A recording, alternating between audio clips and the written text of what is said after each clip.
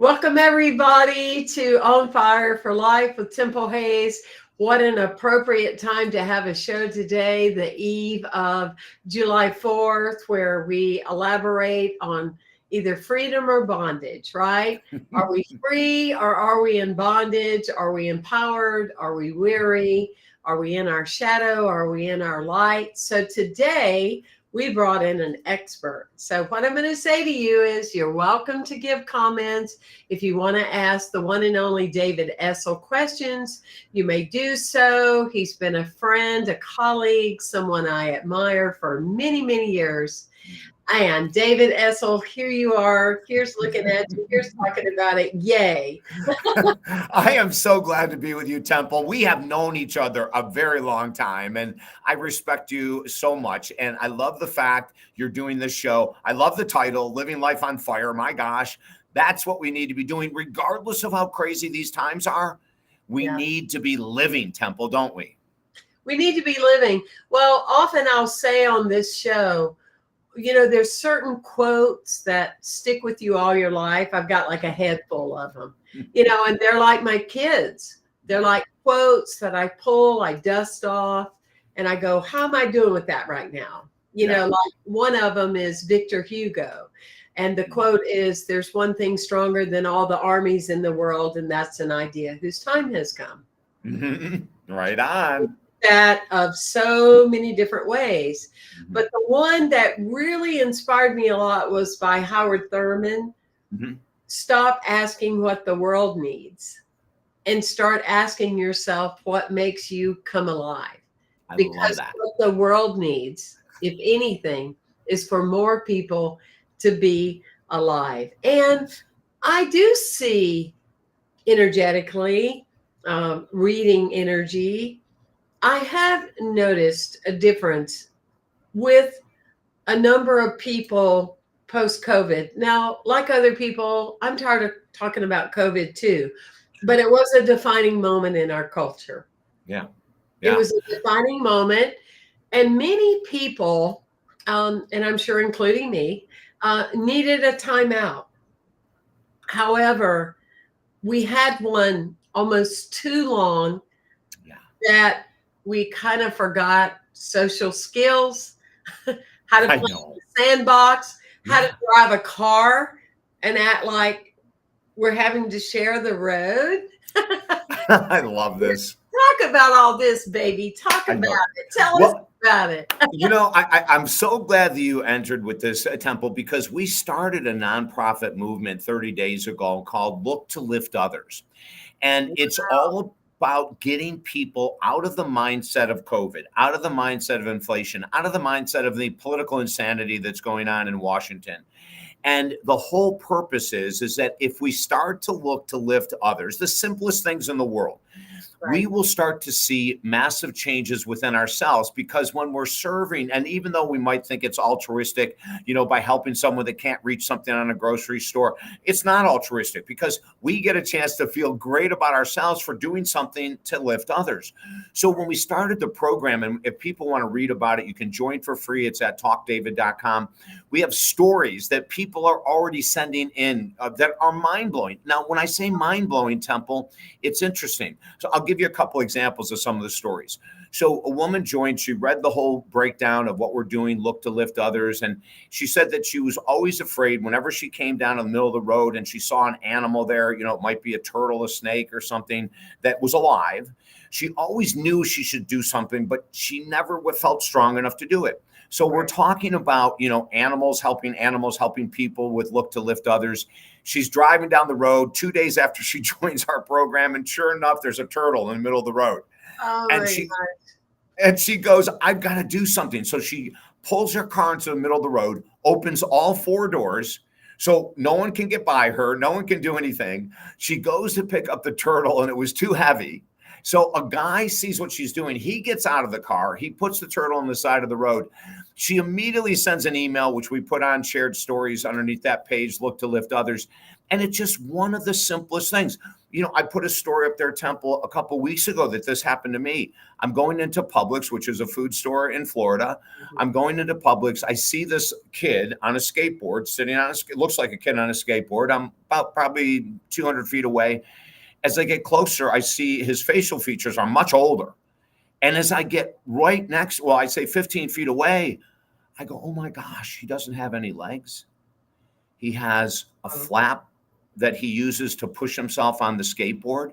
His arms are to the length of an elbow. They go right to it, and he has no hands. He has a little pincher between this digit and this digit. They're not full fingers or thumbs. He has a pincher that he uses to pick up everything. And I'm staring at him, and I race into the store. I had to get two things. I come back out, and I get down to his eye level, and I stare directly into his eyes. And I say, my brother, I've never met you before, but it's great to see you here. And he's sort of taken aback. He goes, wow. He said, no one comes down this low to talk to me. Everyone usually stands up. I said, well, what's your first name? He said, James. I said, James, I'm David. I said, listen, I don't know why I'm drawn to come over and talk to you, but I feel really great energy here. How often do you come here?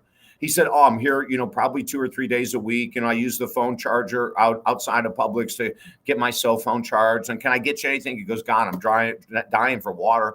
Went and got him a bottle of water, came out, talked again. And then I had to leave. And I said, James, I really hope to see you soon. And he goes, man, you've made my day. And I said, you've made my day, James. 3 days later, I come back. There he is again. We have this friendship forming, right? And Temple, this is what we're trying to do to counterbalance the insanity. Yeah. If we get enough people looking to lift others, and there's so many stories on the website that are just adorable to read. I believe, now people can say I'm Pollyannish and all this kind of stuff, but I believe this kind of grassroots movement is so needed right now that the more people that get involved and become conscious, like we say, put a little note in the car that just says, look to lift others. And every time you get out of the car, look at the note. Then when you go into the restaurant, the grocery store, the 7-Eleven, whatever, really look, because there's always someone that needs a smile. One last story, because I don't want to completely obliterate Temple Hayes from her own show. No, we have no agenda. We have no agenda. Perfect. To this show, know that we don't have a script. Yeah. Have a plan. We don't want to get in the way of what's going to happen. So whatever you feel guided to share, you go for it. Go for it. We've just got so many cool stories. And so there was a guy that read, all about Look to Lift Others. And he sent me an email and he said, I'm a little struggling here with this. He said, I really don't know, who it is that I can help. And I said, is there any part of the population that you shy away from? Some people can't talk to amputees. Some people can't talk to people in wheelchairs. Some people run away from the homeless. Oh, I've got another story about the homeless. It's crazy. And I said, well, what is it that, who is it that you're not, maybe you judge harshly or that you don't like to be around? And immediately he said, oh my God, you just hit it. I said, what's that? He said, I really struggle with obese people and I struggle with Black people, David. I'm just going to be honest with you. And he said, I know, he goes, the reason I'm drawn to your program is I've got to overcome these prejudices. He said, they've been with me my whole life. So I said, well, now that you know what you're looking for, go find it. I said, there's obese people all over. 85% of the United States of America is overweight or obese. It's not going to be hard to find someone. Black people are all over. What you have to do is walk through your fears. So he goes into a supermarket, a different one. He's standing in line and all of a sudden he sees this woman, an overweight Black woman, very obese Black woman as a cashier way down the aisle. And he said, damn it, I just joined this program. I have a chance. I got to go. He goes and gets in line and he's nervous because this is a population that he's never used to talking to. He gets up to the cashier and he looks directly in her eyes. And I tell everyone, always look in the eyes of the disenfranchised. Always ask their first name. Allow them to feel cared for and human. It's very powerful when you ask a homeless person their first name, when you ask someone. So he goes up to this cashier and he says, ma'am, and he says, yes. First, I need to ask you your first name. And he gives her a big smile and she tells him, and he said, now, I have to tell you this. Your glasses look amazing on you. Temple, he said, all of a sudden there's tears out of her eyes. Oh my. And she says, sir, can you please stand there for a second? And he said, well, sure.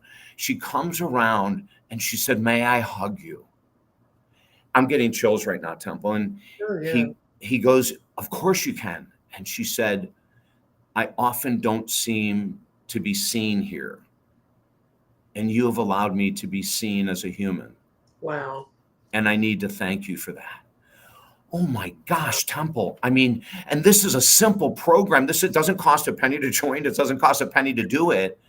But we get a chance to be of service. We get a chance to get out of our comfort zone. We get a chance to light up other people's lives, and you go into a gym and a lot of times you see people with their head down and they're just say hi. You go into a restaurant, a store, maybe the waitress, the server is having a hard time, say, hey, that barrette in your hair is gorgeous, or those pigtails look so adorable. Anything that we can do to look to lift others, that's what the whole program's all about. And when you go to the page, I'm going to do the same thing I'm asking you to do. I do it all the time, and I'll put some of my little stories. But when you go to the page, at the bottom, we give away 6 of our books for free. Wow. To thank you for being a part of the movement and looking to lift others. I love that. And that is so worthy of us spending, the entire show on, because that's what it's all about. It's, at a basic level, it's cause and effect. I'm putting out good and I'm giving good out. And yet ultimately the good is a big old circle that comes right back on me. And, when we were in COVID and everything, we became there were lots of layers, and we won't spend time getting in on the psychology, and that for the first time, some people really got, you're going to die. You're not going to get out of here alive. And there was a multitude of facets that people walk through. I have no energy of judgment about any of that, but I do know we got way into ourselves. Our little cave. And so anytime, whether you're feeling down, whether you're questioning your life or whatever, when you get out of yourself and you offer a hand up, a hand out, you reach out. Years ago, when I was a student and intern in Fort Lauderdale, and I was studying the works of Ernest Holmes, the founder of Science of Mind, and his protege, he was no longer living, but protege was telling a story of how Ernest Holmes, everywhere he would go, he'd go, hello, how are you? I'm Ernest Holmes. Thank you, everybody. Let's acknowledge the chef and let's thank them for the food. You're enjoying the food, right? Well, let's honor the chef, the waiter. Tom, what is your name? And he would, it's exactly what you're talking about. And I have lived that for 35, 6, 7 years of a restaurant. If I go to on a regular basis, I will go back to the cooks and say, you are valued. Gosh, you're persistent. Wow, you're appreciated. And you're out with social settings and you can see some people will talk to the people helping them, like with a tone, like, I'm better than you. But for me, it's like we're all even, right? Yes. Do that, you're able to, free yourself of so many judgment. I had a woman come up to me one time years ago, and I love when people feel like not two-faced or gossip people, because that's typical in public life, right? Right. But people that legitimately will come to you and say, you know what? I really like you, and I think you need this information. And she said to me, what I have noticed is that you only hang out with pretty people. As far as close friends, she said, I don't see you and have anybody in your life that's fat. I was definitely with a Black person because my former partner was Black. But it's like, but you're never with somebody fat. And I didn't give her all the reasons. I just went, I think she's hit something. Yeah. For me, a past life, I abused everything. Alcohol, drugs, I was obese. So I was disowning when I would meet somebody like that, right? Yes. Consciously. I didn't do it consciously. Yes, right? Of course. But I was doing it underneath. But I love everything that you are is so powerful. I'm sitting here going, what an amazing idea, because we do that. We pick up roadkill, we pick Hmm. up a wounded bird. BB, who you know, my wife, she's Right. always picking up something on the road. And one day she picked up a huge pelican, and the pelican was dead. And so Oh. she picks it up and puts it in the back of the car. And she's going down the road and pulls up at a stop sign. And the pelican looks up and goes, "Where are we going?" Right? Oh, But I love it. but that, is those little things that Yeah. multiply. I remember I was over at St. Pete Beach, and the conch fritters. I'm Mhm. sure this happens in Sarasota on a rare occasion, that the tide comes up too far. Right. It brings all the conch fritters. They can't Right. get back. Right. And so they literally kill themselves through like quicksand. They Hmm. And so I have friends visiting me from out of town, and I said, "I love you, but I need to go to work." And they go, "What are you talking about?" I said, "I've got a job to do. There's 200 plus conch fritters that are going to die today if they don't get back out in the water." So I Right. took off my baseball cap, collecting them, everything. Hmm. And I said, "Y'all have fun." And they started doing it. Hmm. Guy came up to me, and this is the point, because there's a number of people in the world like this. This guy comes up to me, and he interrupts the person that's actually doing something, right? And Hmm. he goes, "What are you doing?" And I said, "I'm saving these conch fritters because of the tide, Yeah. and they're going to die. Yeah. And I feel that's the reason I'm here." He went, "Oh, okay." And so he walks along, and then he comes back and he goes, "You're a really good person." And I said, "I appreciate that. Hmm. But see, I don't think that has anything to do with it. I think it's our responsibility. And I think when you are That's right. exposed to something and it's right in front of you, it's your responsibility not to turn your cheek." And That's so I right. appreciate what you're saying, Yeah. but I'm going to get back to work now. That's right. It's my job. And then a little while later, David, I looked up and he was doing the same. Isn't that great? Yes. So what we know is the people that are observing David, who went and got the guy water, who got down at the eye level, other people, you're not doing it for that, but just by the very nature of the domino effect or the That's right. ripple effect, other people are picking up on that too. And I don't enjoy when people go, there's two things. People go, "There's so much that needs to be done." Are you talking about the world you live in, or are you talking about the world on the news? Because it's Hmm. not the world that we get duped about, Yes. the, the, Yes. the world on the news, where you can't come to Florida because, a crocodile is going to eat you probably tomorrow. I'm surprised you're here. You know what I mean? Yes. It's like, are Yes. you kidding me? Or, people go, "We're Pollyanna." You Hmm. mentioned that. And I'm like, that is such a ridiculous excuse It not is. to do something. That's right. That's right. There's so much to be done. And you mentioned something earlier that a lot of people have still not gotten out of, and that is the self-centeredness of COVID. COVID, we weren't out in public, restaurants were closed, everything was closed. And so we became more introverted. We became more about ourselves. We were thinking more about ourselves. And I'm not saying that that's necessarily bad. You have to think about yourself when it comes to supporting a family, supporting yourself, et cetera. But, we lost touch. I mean, kids weren't in school. They were doing things on computers, that the worst stages of our lives from 0 to 18. And these kids are ripped out, not of anyone's fault but COVID, but they're ripped out of a social environment. They don't have the social interaction. And when Right. adults and children are removed or deprived from social interaction long enough, they do start to go within.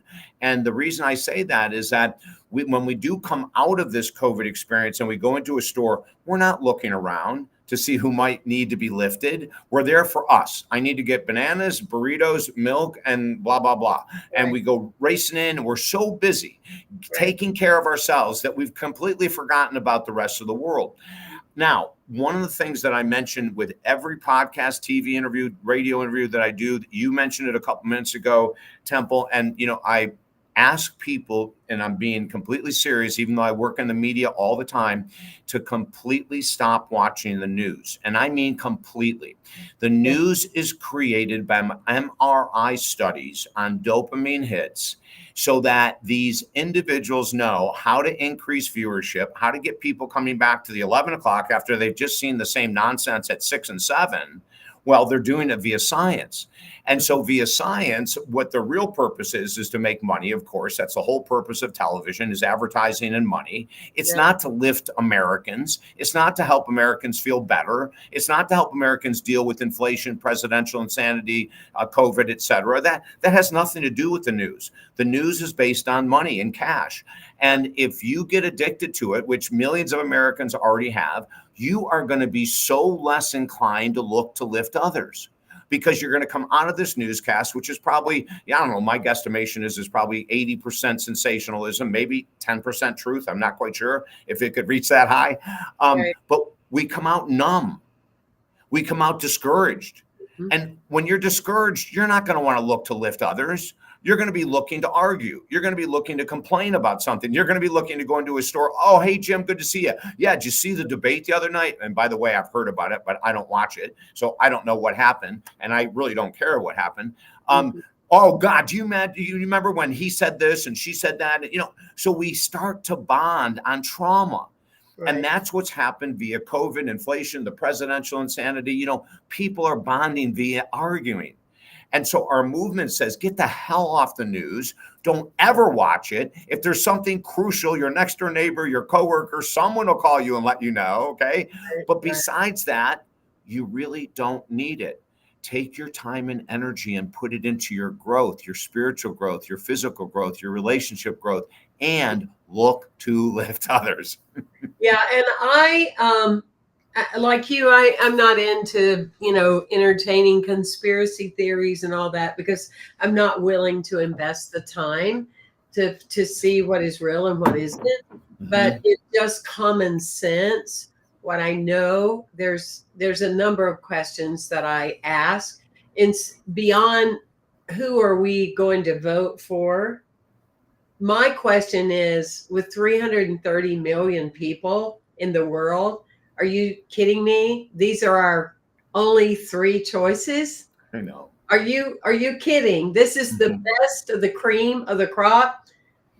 Something is wrong with that picture. But what happened, like the saying or the quote I wrote a number of years ago, united we stand, divided we are merely a distraction. So when you look at one window, instead of us getting on about our business, before we knew it, we were hearing that we're divided. You're blue, I'm red. You're red, blue. You're this, you're dim, you're that. And I'm not going to get into politics, so it's okay, everybody. You can breathe. However, we're supposed to be the United States. So as if we didn't have enough of that, then we became divided about COVID. Yes. Are you vaccinated? Yes. Oh. Not vaccinated. Yes. So we got so programmed to look at division instead of connection. And it is something that if you aren't aware and you're so easily programmed, and if you were already the type of person that just says, tell me what to do, tell me what to think, tell me what to feel, I feel for you. Yeah. I really do, because I've even seen in New Thought, which is supposed to be people that have one, right? It's supposed to be people that are leading the way.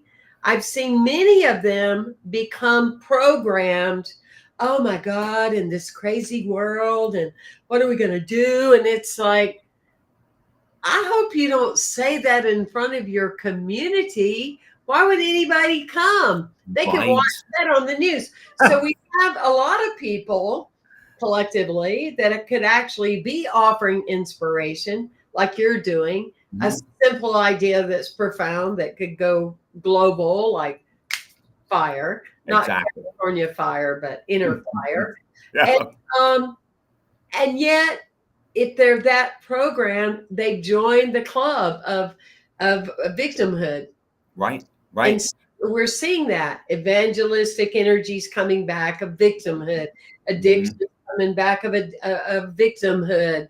It's like it's because part of it is that we stop being self-empowered people. Yet Yeah. again, we got really programmed by a whole lot of stuff. And what amazes me now is seeing all the issues with the immune system with people, Right. left, Right. right, and in the middle. And anyway, that's my preaching. That's my like, get off that notification box Yeah. and Yeah. live. Go down the road, help a bird, say hi to a neighbor. Do That's right. something, right? Yeah, and we have to be very careful of a couple of things. Number one is who we hang out with, Yeah. very influential in regards to our belief systems, our actions or lack of actions. And one exercise I have my clients do, Temple, is that I have them write down all the people that they interact with on a regular basis. Whether it's text, email, in person, phone calls, it doesn't matter. And then next to them, I write, is this person uplifting in your life, Right. neutral, or negative? You Yeah. know, so we go through this list, and all of a sudden we find out that 50% of one of my clients' people that they hang out with all the time are all conspiracy theorists, news addicts, extremely negative. So Oh, that's 50% of who they hang out with. How could that not affect you? How right. could that not? So then we say, okay, with that 50%, we have several options. We can combat the interaction by 90%, pull back 90% of the amount of interaction we have with that person. We Right. can completely let them go. We can tell them that, hey, when we get together, we'll talk about anything but politics or anything about than the vaccines. There's all kinds of options, right? But the most important thing is to look at who you're hanging out with and then start to bring in people like Temple Hayes into your circle. Mhm. Start to bring in people who are optimistic, who are making a difference. I remember, I can tell you exactly when it was, 1996. My younger brother and I are soulmates. We always have been. It doesn't mean we're not without problems at times, but we are very tight, very close.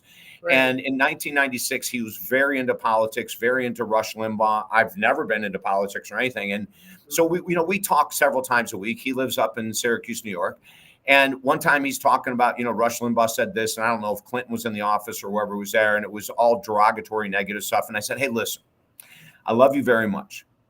But from now on, if you want to talk politics, the only way I'm going to listen is if you get involved in politics.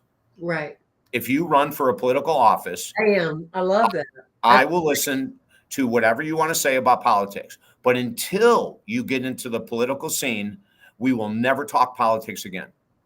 And we didn't talk for a week. And then 2 weeks go by, and my brother sends me a text message and says, thank you. I am off of all political stations. Mm. And from 1996 today, he has never reverted. Wow. So I could have said to him, I'm pissed at you as my brother. I think you're a low life for, listening to this crap and talking about, but instead I just said, hey, this isn't where I'm going to go with you. Yeah. But you do have to get involved if you want to keep talking about this stuff. And I think that's a good rule of thumb for all of us, So you're at work and everyone's complaining about the presidential, debates, or everyone's complaining about whatever, you have the opportunity to remove yourself from that conversation. You have the opportunity, but so many of us, are so codependent. Temple, we're so afraid of rocking the boat, of having someone not like us, that Right. will be in one of my books on codependency, we call it being the bamboo tree. Mhm. If I'm with this party, I say yes. If I'm with this party of friends, I say yes. I'm never myself. Right. I just want peace. Well, you're not going to find peace if you're listening to conspiracy theorists. And even if you don't agree with them, that you go, yeah, I know. That's not peace. Peace Yeah. would be walking away and doing something more productive with your time. So we have choices. And we Right. have to make sure what we watch, what we listen to, what we read, and who we hang out with. These four horsemen are huge, determining your mind, your mental attitude, success, health, everything. Right.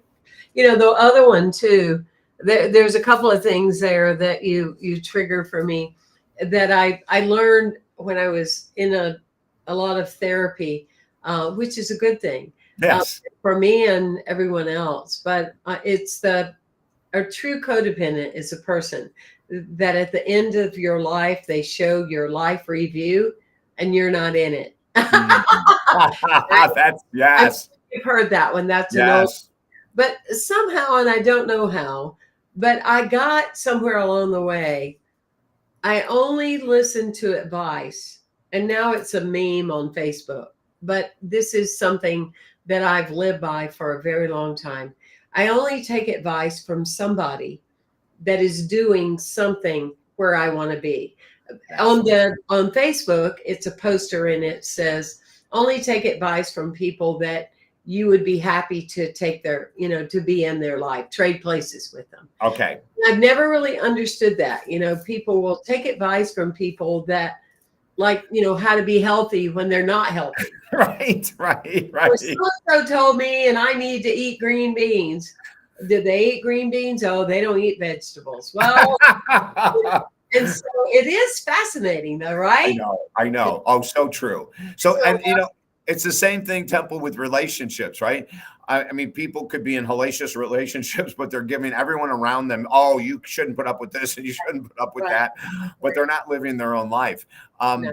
We have an opportunity, and people can look at this time in our life as the worst time in our life, or we can look at it as an opportunity to grow. I mean, it's purely a choice and a mindset. I remember, I'll share a story that came out of Think and Grow Rich with Napoleon Hill. One of my first mentors in 1979, when I started my counseling business, gave me the book Think and Grow Rich, and I ate it up, Temple. I thought it was one of the greatest books ever written for business, for sure. But one of the things that shocked me was that he put several chapters in that book about a mental mastermind group. And I'm going to tell this story because at the end of it, this is a way we can lift our attitude, get answers to challenges that we might not know what to do with. So I'm reading the book, and he's talking about how now remember, the book was written in the 50s, I believe. And he's talking about how he calls into his room every morning Abraham Lincoln, who is dead. Thomas Edison, who's dead. Charles Schwab, who is dead. He calls in all of these outrageous business people, and he has a series of questions that he's written down to help him with his business. And one day it might be, how do we increase cash flow? And then Abraham Lincoln will actually give him his thoughts, and he'll write it down, and someone else will give him his thoughts. So I'm reading this, and I'm going, this is kind of weird. And now I'm very spiritual back then, so I'm so open to this thing. But I'm thinking, Napoleon Hill is writing this whole book about business and how this is a really important part of his life because he spent several chapters on it. So I created a business mastermind group just like he did, and I was blown away. Yeah. I'm brand new in my career. I'm getting answers to questions I didn't know what to do with. And 2 years later, Temple, I created a spiritual mental mastermind group. So I call in all these spiritual masters, and I have my 1 or 2 questions of the day. How do I overcome this challenge? How do I let go of this resentment or whatever it is that I'm dealing with? And I get answers. As a matter of fact, it became so popular with my clients that we published our 16th book about 3 months ago. And it's, I don't even know if I have a copy of it here. Oh, I do. Lessen your burdens and lift your spirits. And it's all about how to create your own mental, spiritual mastermind group. Keep it up, hold it up, and I'm going to put it down. Lessen your burdens. And lift your spirit. I knew my typing class would pay off. Who knew, right? Yes. Who knew that elective class was going to be fundamental and everything we did, right? Yep. So, and in here, we have clients that have written several of their stories, that they didn't think it was going to work and it blew their mind. But one of the stories that I want to share is a really profound one. a woman I was working with severe PTSD. She had agoraphobia, which means she never left her house. Right. She was on all kinds of medications. And when she first came in, she was working with me via phone. And then we went to Skype, and then she came into the office. But I taught her this program, and she right away said, David, that's crazy. I'm not bringing dead people into my bedroom in the morning. I'm not going to ask some spirit world to come in. And I said, hey, listen, I know it sounds crazy, but give it a shot. Just pick 3 people, that you really believe are incredibly intelligent, very deep, very grounded. They can be alive, dead. It doesn't matter to me. And I'll see you in 2 weeks. But I want you to do this every morning, 14 straight days. So she did it every morning. And she comes in and she looks at me and she goes, I cannot believe what's going on. I said, what's that? She goes, David, every day I ask the same question. What can I do to lessen my PTSD? What can I do to get back into society? And David, they're giving me the same answer every day. And I said, well, maybe that's the right answer. She said, it can't be. I said, what's the answer? She goes, they keep telling me to get an emotional support dog. I go, oh my God, that makes brilliant sense. She goes, I hate dogs. Oh my God. And I said, but if you're getting the same message from these spiritual masters for 14 straight days, let's give it a shot. Well, you can imagine what happened next. Within 6 months, she's out of her house. She's going to restaurants. She's going to stores. She's traveling with her emotional support dog that came from her mental spiritual mastermind group. And many times the answers we get are things that we don't think are relevant because we don't think they're for us. And many times those things that we don't want to do are exactly what's needed to change our lives. Mm-hmm. It's so beautiful to talk with you. I mean, you've been on my show. I've been on your show. Yeah. You filled in for me. Well, you didn't fill in for me. You filled in for yourself. And Unity and everybody just always has such takeaways. But I didn't know that you did this, and certainly am not surprised by it. But I've been doing it for years, and a lot of times at night when we're prepping our subconscious mind. I love you, universe. I love you, divine. I love you, Sai Baba. I love you, and whatever these sages are and saints, Mother Teresa, and bringing them in. And so right after I first moved to California, I was picked to be the actress for Yogananda. Oh my gosh. Right. And I went, I'm supposed to start every day recognizing now Yogananda, right? I mean, yes, thrilled to do the play. It was a wonderful experience. I grew a lot, but I also am aware enough that I went, I know Yogananda, why did I leave you out? So now, I honor him and, all of that, but there is immense of asking those questions, like you say, because they are from your inner being. And so that means they're going to work for you, for us, for me, because they are our own insights. Yes. For sure. And they're always spot on. And once you get used to doing that and asking your inner self, then you're not as influenced and infected. I love that word. By this. Yes. You're really not. Yogananda, I want to look up this quote again because I thought, God, so good. Is something like, David, I have so much electricity in my body that when some kind of disease comes to me, it gets electrocuted. Perfect. Love it. I love it. Yes. Love it. Yes. But yeah, I'm like that though. I mean, I really, do I have days of shadow? Of course. Yeah.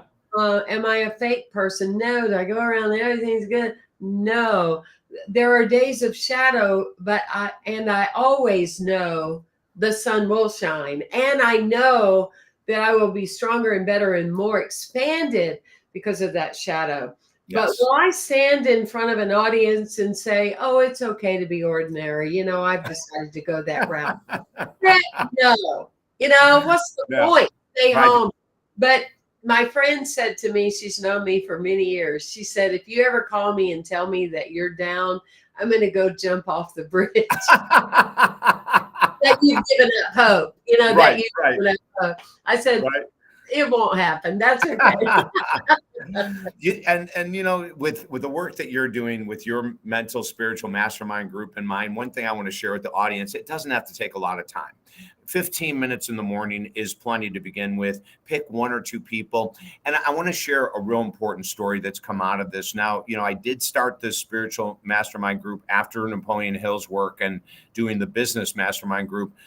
The spiritual group was around 1982. So from then till now, and I probably have about 35 to 40 people that I call in every morning. I mean, it takes me a long time because I choose it to take a long time, but you don't have to. Right. But 4 years ago, my mom died after a 4-year battle with dementia. It was the worst disease. I've been around people, sickness, all kinds. I've never seen anything as debilitating as dementia. My mom and dad were married for 71 years. My dad is sick as heck 4 years ago. My mom is sick as heck. They're in their house. We have nursing care. And all of a sudden, my mom would look at my dad and say, "Who the hell are you? Get out of my house." And they were together 71 years. It was the hardest thing in the world.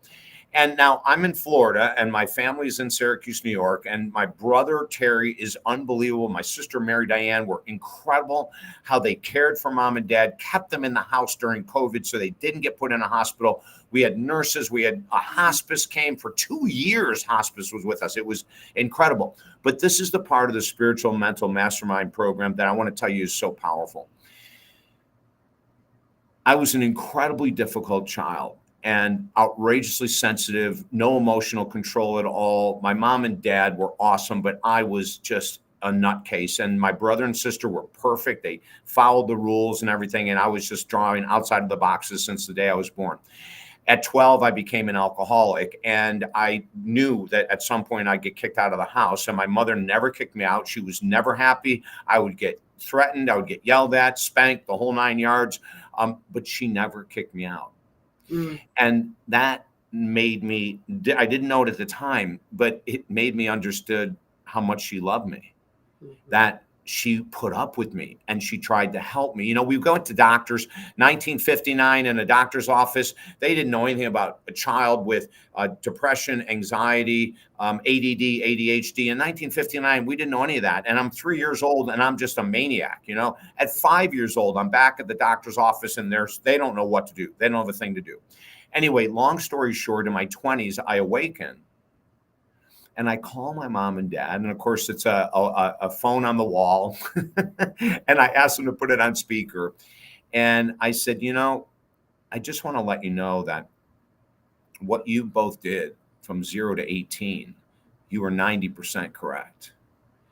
And I am so sorry for not knowing how to control myself, for not knowing. And even back then, I didn't know the different mental health issues I had in the 20s. I didn't find out till much later. And then my mom and I became inseparable. And from my mid-20s until she passed at 92, 3 or 4 years ago, I mean, she would send me freaking care packages at 50 every month with a pound of coffee and whatever, right? I mean, we got so close, so tight. So when she went into dementia, it destroyed me, Temple. I don't care how strong I think I am. I was losing it. When the day my mom died, my brother and I had talked, and I have a very close connection with Archangel Michael. And I had said to Michael, on the day my mom dies, please come to me first. At 9 o'clock in the morning, my father was rushed to the hospital. My brother, for a condition that he had that was making it worse and worse and worse. My mom's a mess. My brother and sister are in the hospital. There's only the nurse in the house with my mom, which never happened. It was always my dad and my brother, or my dad and my sister and nurses, whatever. This one day, and this is my mom, she chooses to pass on a day when there's no family members there. I know she did it on purpose. My mom did too. Did she do the same thing? 2 years. Yeah. Did she? Okay. And at 9 o'clock in the morning, I'm starting to drive to work, and I stop. And this vision in front of me is Archangel Michael carrying my mother up. And I'm getting chills right now. And right away, I go, oh my God. And, I knew what happened. And 10, 20 seconds later, my brother texts me, Archangel Michael just left. For the next 10 months, Still not easy. Mm-mm. For the next 10 months, I'm up every day at 5 a.m. I'm in the courtyard at my house from 5 until 9, and I am writing and I am praying, and I cannot get through this tragedy. The Yeah. grief was so intense. On Christmas Eve day of that year, I'm in the courtyard and I'm writing answers. I'm asking, what can I do? What can I do? And all of a sudden, I get build the largest garden in your courtyard. Pick up 200 pavers. Now, those are the 18-inch by 18-inch pavers. They weigh a ton. Serious favors, yes. 200 of them. I carried them one by one to the curb to give away to neighbors. And I dug this massive garden. And that night before Home Depot closed, I went because they said get her some of her favorite flowers. I went and got a ton of hibiscus. Mm-hmm. On Christmas Day was the greatest breakthrough of my grief. Wow. When I dug the holes, planted the plants, sat back, Temple, and from that moment forward, my grief was cut in half. Mm-hmm. Now, I would never have come up with that idea on myself, by myself alone. And I also would never have known the powerful impact it would have for me for the rest of my life.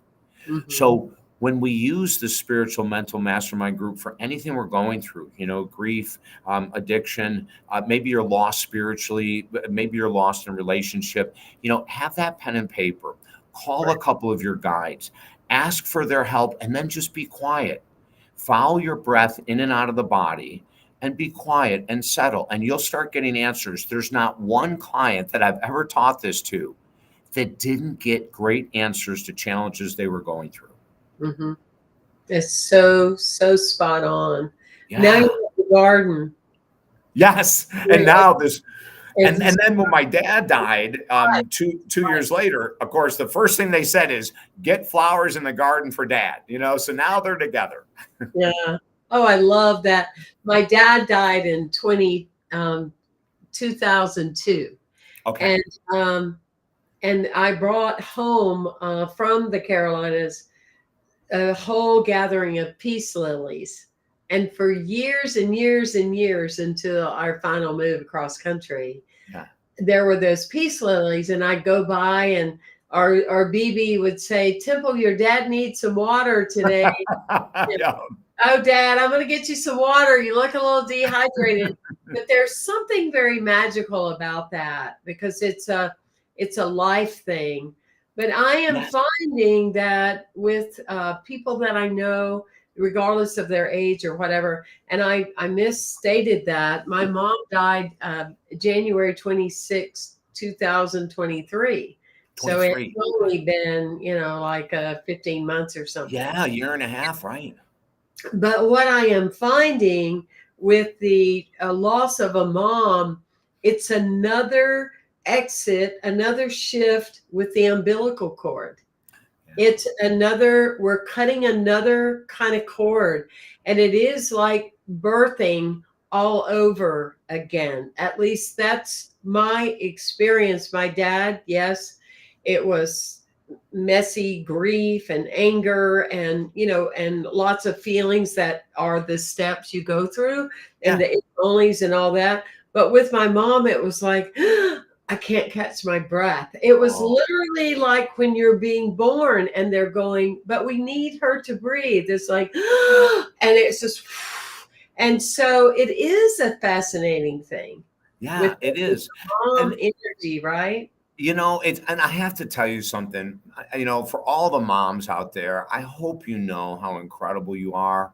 Right. A lot of times moms get bypassed. They can do all the dirty work, I'm going to say, quote unquote, and maybe not get the validation of the husband if they're, married to a man, or the wife if they're married to a woman who's bringing in the money, but they're the one staying at home, and they may not get the validation and the recognition.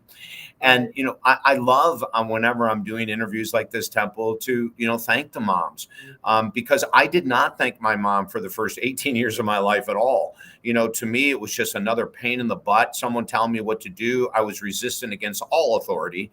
And, and then when I finally woke up, oh my God, the rest of my life with her was incredible. And the other thing I want to say is this. If you were emotionally voided by your mother as a child, or if your mom was an addict, or you never met your mom, or whatever, I am so sorry. Hmm. I am truly so sorry that you didn't have that experience. But the one thing I would encourage you to do is to work with a professional, a therapist, a coach, a counselor, to find out how to give yourself that love now that you didn't get from your mom as a child. Because Right. there's ways that we can do that. There's ways that we can love ourselves deeper. And one of the ways, and I know this is going to sound oxymoronic, but one of the ways that we can love ourselves deeper is by forgiving the mom that was never there, Yeah. by Very. forgiving the mom that was the addict. I have a client that whose mom, was an addict, and in grade school he was on an athletic team, and the practice would end at 6, and many times she wouldn't pick him up till 10, Mm. and he would be sitting on the curb in the dark from 6 at night to 10. And when he became an adult, he was Oh, yes. raging at her, right? And the only way we got him sober, because he became a raging alcoholic and everything was his mom's fault, was for him to forgive her, which was a very difficult thing for him to do, Of because course. he had to go back in childhood and remember and talk about those memories of sitting by himself and being scared to death, no lights on, 10 years of age, sitting by himself. So for you that did not have that connection that Temple and I are talking about with your mom, please get some help, do some work to Mm. alleviate that grief, that suffering, that anger, that revenge, that vindictiveness that might be running through your veins. And that could be one of the greatest gifts that you give yourself that your mom could never give you. Right. It's never too late to be born, is it? Yes, that's so true, Temple. I love that statement. It's been a pleasure having you, David. I want to remind everyone, whether you're listening now or later, to go to talkdavid.com. Get involved with the new project. Look to lift others. You are a gift. You are a blessing. Mhm. Isn't it so wonderful when you see somebody else that's like filled with energy and life force? You're like, oh my gosh, I I'm so know. glad. I'm so happy to meet somebody that's no. Well, you know what, Temple? Ever since the first time we've met, we have been one. I mean, you said it earlier. We're right. We're from a different mother, but we're the same person. I love you so much. I love the impact you've had, especially when you were here in Florida in our community. And I know wherever you go, you lift people. But thank you for your years of service, your years of commitment, your years of sharing your love. And thank you for loving me the way you have. I do. I do so much. And you Mm. know what? I'm sure you feel the same way. My I do. best work has yet to come. Yes, yes. Right? Temple, I love you. Anything yet. I love you too. Bye-bye. Goodbye, my dear. Thank all of you for tuning in.